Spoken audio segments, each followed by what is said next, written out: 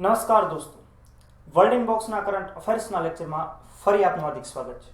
આ લેક્ચરમાં આપણે જોઈએ તાજેતરમાં જ ભારતના રાષ્ટ્રપતિ રામનાથ કોવિંદે 4 રાજ્યના રાજ્યપાલોની નિયુક્તિ કરી તેના વિશે.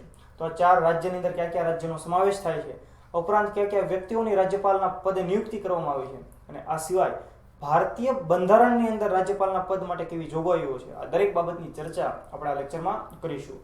તો સૌપ્રથમ ગુજરાતના રાજ્યપાલ તરીકે કોની નિયુક્તિ કરવામાં આવી? તો અત્યાર સુધી ગુજરાતના રાજ્યપાલ હતા ઓમ પ્રકાશ કોહલી, અને હવે તેઓ નિવૃત્ત થતા તેમના સ્થાને આચાર્ય દેવવ્રતની નિયુક્તિ કરવામાં આવી છે, કે જેઓ હિમાચલ પ્રદેશના રાજ્યપાલ હતા, પરંતુ હવે તેઓ ગુજરાતના રાજ્યપાલ તરીકે કામગીરીઓ કરશે. તો આચાર્ય દેવવ્રત વિશે થોડી માહિતી મેળવીએ તો તેઓ આર્ય સમાજના અનુયાયી છે, ઉપરાંત વૈદિક પરંપરામાં માનનારા વ્યક્તિ છે. હરિયાણાના કુરુક્ષેત્રની અંદર આવેલ ગુરુકુળના તેઓ આચાર્ય પદે પણ છે, અને આ પહેલા તેઓ આરએસએસ એટલે કે રાષ્ટ્રીય સ્વયંસેવક સંઘના પ્રચારક પણ રહી ચૂકેલા છે. જેવી એમની નિયુક્તિ થઈ તો એમણે પણ બયાન આપ્યું કે તેમના નિવાસસ્થાને તેઓ ગાય રાખશે, યજ્ઞ કરશે. હવે આપણે જોઈએ કે આવનારા સમયની અંદર તેઓ કેવી કામગીરી કરી રહ્યા છે.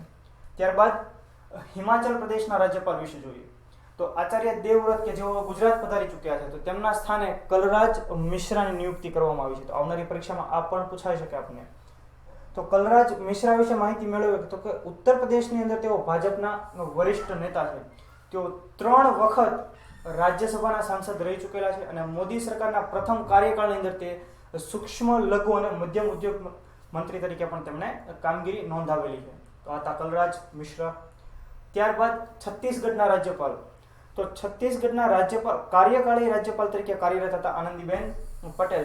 તેમની પાસે મુખ્યત્વે મધ્યપ્રદેશના રાજ્યપાલનો કામગીરી છે, અને સાથે તેમને છત્તીસગઢની વધારાની કામગીરી સોંપવામાં આવી હતી, પરંતુ હવે તેમના સ્થાને અનસુયા ઉઇકેની નિયુક્તિ કરવામાં આવી છે છત્તીસગઢના રાજ્યપાલ તરીકે. એટલે હવે આનંદીબેન પટેલ પાસે માત્ર મધ્યપ્રદેશની જ કામગીરીઓ રહેશે. આપણે યાદ રાખીએ કે આનંદીબેન પટેલ કે જેઓ ગુજરાતના પૂર્વ મુખ્યમંત્રી અને પ્રથમ મહિલા મુખ્યમંત્રી રહી ચૂકેલા છે, અને હાર્દિક પટેલ દ્વારા કરવામાં આવેલા પાટીદાર અનામત આંદોલનની બાદ તેમણે તેમની સત્તા છોડવી પડી હતી.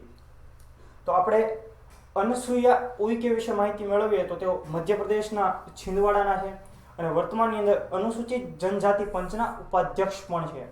જ્યારે મધ્યપ્રદેશની અંદર અર્જુનસિંહની સરકાર હતી 1980 થી 85નો સમયગાળો, તે દરમિયાન તેઓ સૌથી યુવા મંત્રી પણ બન્યા હતા, અને ત્યારબાદ ભાજપમાં જોડાયા. ભાજપમાં જોડાયા બાદ તેમને મહિલા આયોગના અધ્યક્ષ પણ બનાવવામાં આવ્યા હતા, અને ત્યારબાદ રાજ્યસભાની ટિકિટ પણ તેમને આપવામાં આવી હતી. તો આ બાબતો હતી અનસુયા ઉઇકે વિશે. ત્યારબાદ આપણે જોઈએ આંધ્રપ્રદેશના રાજ્યપાલ વિશે.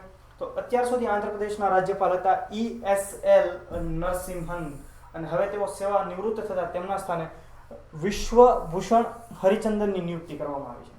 તો વિશ્વભૂષણ હરિચંદન વિશે માહિતી મેળવીએ તો તેઓની રાજકીય સફર 1971માં જનસંઘથી શરૂ થઈ. તેઓ ઓડિશાની અંદર ભાજપના સૌથી વરિષ્ઠ નેતા છે. 1977માં જ્યારે કેન્દ્રની અંદર જનતા પાર્ટીની સરકાર હતી, ત્યારે ઓડિશામાં મુખ્યમંત્રી હતા નીલમણી રાઉતરે, અને તેમની સરકારની અંદર તેઓએ મંત્રી પદ પણ શોભાવેલું હતું. તો આ હતા વિશ્વભૂષણ હરિચંદન.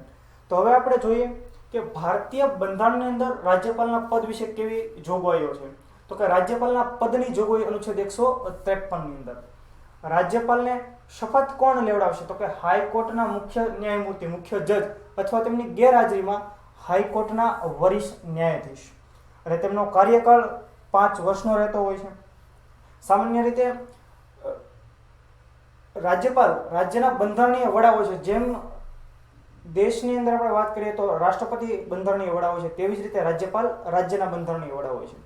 અનુચ્છેદ 361 અનુસાર તેઓ તેમના હોદ્દાની શક્તિઓ અને ફરજોના પાલન માટે કરેલા કાર્યો માટે કોઈ પણ ન્યાયાલય પ્રત્યે જવાબદાર રહેતા નથી, અને રાજ્યપાલને પણ રાજ્યમાં વટહુકમની સત્તા આપવામાં આવેલી છે અનુચ્છેદ 213 અંતર્ગત. એવી જ સત્તા રાષ્ટ્રપતિને પણ છે, અને તે અનુચ્છેદ છે 1, 2 અને 3, એટલે કે અનુચ્છેદ 123 અંતર્ગત રાષ્ટ્રપતિ વટહુકમ જાહેર કરી શકે છે. તો આ બાબતોથી તાજેતરમાં જ નિયુક્ત થયેલા રાજ્યપાલો વિશે તથા તેમની બંધારણીય જોગવાઈઓ વિશે. જો આપને વિડીયો પસંદ આવ્યો તો તેને લાઈક કરો, વર્લ્ડ ઇનબોક્સની ચેનલને સબસ્ક્રાઇબ કરો, તથા આવા નવા વિડીયોની નોટિફિકેશન માટે બેલ આઇકન જરૂર પ્રેસ કરો. Thank you very much.